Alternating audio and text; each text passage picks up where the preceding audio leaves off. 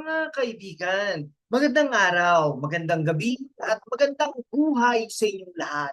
Ako ang inyong laging kasama sa paghuhukay ng katotohanan, sa pagbibigay liwanag sa mga isyung mainit at sa pagbibiro na may laman. Ang inyong lingkod, #WalkWithLand.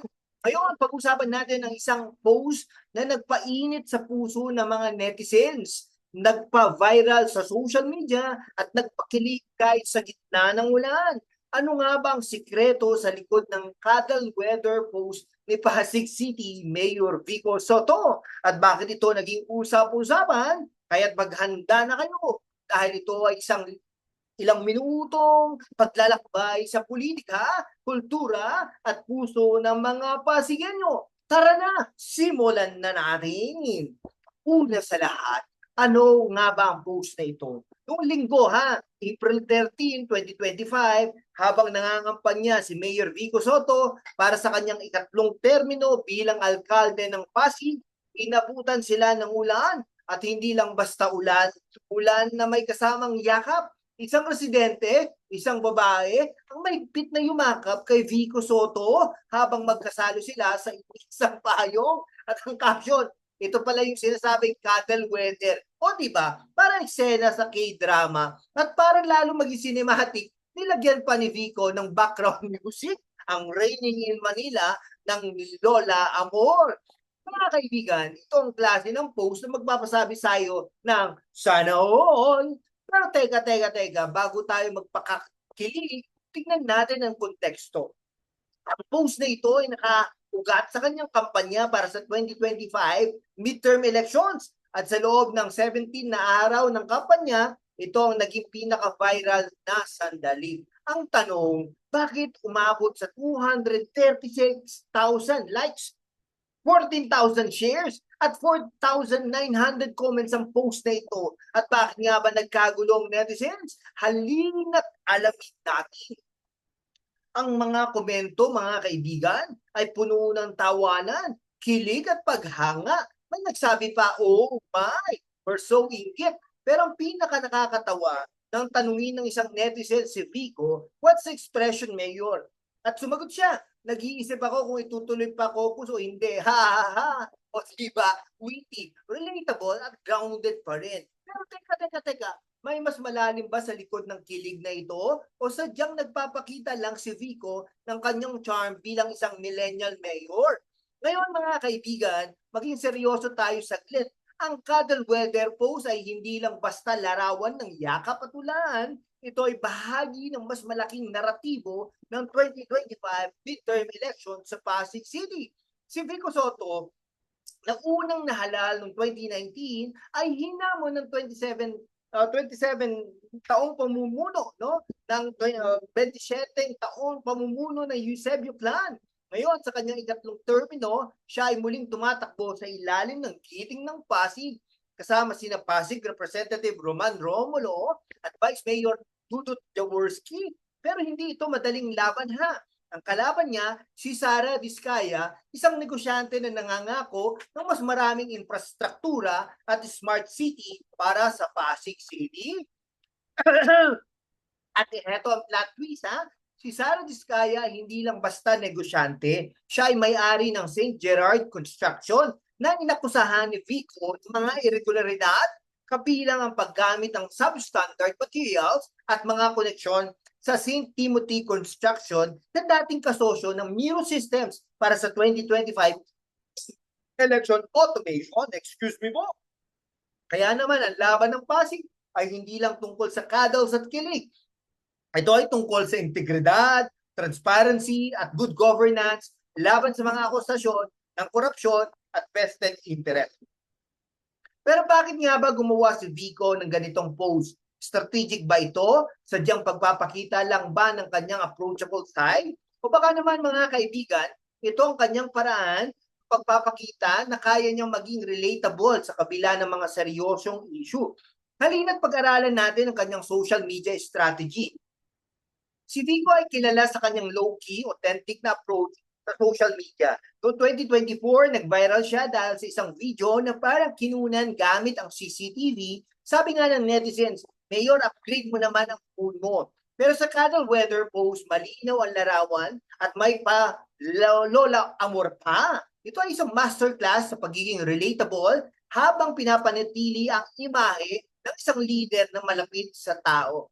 Ngayon, pag-usapan natin ang reaksyon ng mga Pilipino. Ang Cuddle Weather Post ay nagdulot ng isang kakaibang fenomeno, ang kolektibong kilig.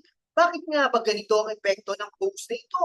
Una, ito ay dahil sa kultura ng aspeto ng mga Pilipino. Mahilig tayo sa mga kwentong parang teleserye, mga eksenang parang K-drama at mga politikong hindi mukhang trapo. At si Vico, mga kaibigan, ay ang perpektong kandidato para dito. Batang leader, gwapo, witty, at may track record ng good governance. Naku po Pero teka hindi lang kilig ang reaksyon. May mga nagsabi rin, sana all may mga kakadal weather. At parang K-drama lang Mayor.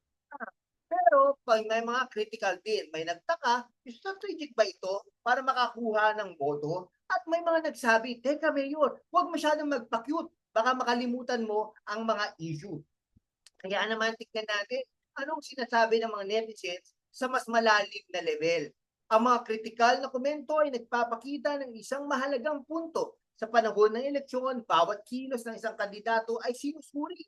Pero kung titignan natin ang track record ni Vico mula sa pagbabawal ng pogo sa Pasig, pagpapalawak ng scholarships, hanggang sa no balance billing sa mga ospital, malinaw na hindi siya puro pakyut. Ang Cuddle Weather Post ay isang sandali ng pagpapakatao. Pero ito rin ay nagpapaalala sa atin na mga politikong tulad ni Vico ay kailangang balansihin ang pagiging approachable at ang pagiging epektibo. Ngayon mga kaibigan, oras na para mag-upay ng mas malalim. Ang Cuddle Weather Post ay isang magandang halimbawa na kung paano ginagamit ang social media sa modernong politika. Pero sa likod ng kilig, may mas seryosong laban na nangyayari sa Pasig. Si Vico Soto ay kilala sa kanyang anti-corruption stance. Siya ay hinintay ng US State Department bilang anti-corruption champion noong 2021. Pero ang kanyang kalaban, si Sara Diskaya, ay nagpapakita ng ibang uri ng kampanya. Isang kampanyang puno ng charity events, medical missions at pangako ng malalaking proyekto tulad ng mga ospital at housing. Pero teka may catch. Si Diskaya ay nakusahan ni Vico ng mga irregularidad sa kanyang construction work, kabilang ang connection sa St. Timothy Construction na dating kasosyo ng Miro Systems para sa 2025 elections. At hindi lang yon may mga ulat pa na coordinated negative campaigning laban kay Vico, kabilang isang Facebook page na ng Journal Pasig na nakusahan ng paggamit ng mga fake accounts at pag-exploit ng mga vulnerable na residente. Kaya ang tanong, ang Cuddle Weather Post ba isang paraan ni Vico para kontrahin ang negatibong kampanya sa pamamagitan ng positivity? Sa mas malalim na pagsusuri, ang laban ng Pasig ay hindi lang tungkol kay Vico versus Diskaya. Ito ay tungkol sa dalawang pananaw sa pamumuno. Good governance na inuuna ni Vico laban sa populism na ipinapakita ng mga charity events ni Diskaya. Pero tanong, ang good governance ba ay sapat na sagot sa mga pangangailangan ng mahihirap o kailangan nga ba ng mas tangible? Agad-agad na benepisyo tulad ng ipinangako ni Diskaya. Ang sagot mga kaibigan ay nasa mga Pasigenyo. Pero isang bagay ang malinaw, ang Cuddle Weather Post ay nagpapakita na kaya ni Vico na maging malapit sa tao habang pinapanatili ang kanyang prinsipyo. At iyon ang dahilan kung bakit siya patuloy na sinusuportahan ng marami. Ngayon, anong matututunan natin mula sa Cuddle Weather Post? Una, na ang social media ay isang makapangyarihang kasangkapan sa politika, sa isang larawan at isang caption. Nagawa ni Vico na magbigay ng kilig, tawanan at inspirasyon. Pangalawa na ang mga politikong tulad ni Vico ay nagpapakita ng posible ang maging authentic sa gitna ng maduming mundo ng politika. At pangatlo, na mga botante, kami ay may kapangyarihang pumili ng mga leader na hindi lang magaling mag-post, kundi magaling din maglingkod. Pero mga kaibigan, huwag tayong magpalinlang sa kilig lamang Ang tunay na laban ay sa Mayo 12, 2025. Kapag bumoto ang mga Pasigenyo at ang mga hamon sa atin, alamin ang track record ng mga kandidato, si Vico ba ang sagot sa Pasig? O si Diskaya nga ba ang magdadala ng Smart City? Ang sagot ay nasa inyo. Kaya't mga kaibigan, kung nagustuhan ninyo ang malalim na pagsusuri natin ngayon, huwag kalimutang i-hit ang like button, i-share ang video na ito, at i-subscribe sa aming channel, #WalkWithLan.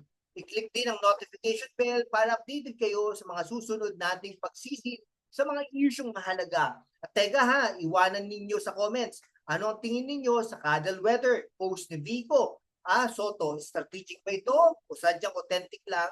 At sino ang susuportahan ninyo sa Pasig? Sabihin ninyo sa amin. Sa ngalan ng katotohanan, ng kilig, at ng good governance, maraming salamat sa inyong panonood. Ako si #WalkWithLan at hanggang sa susunod na paghuhukay ng katotohanan, mag-ingat kayo, magpakatotoo, at huwag kalimutang bumoto ng may puso at isip.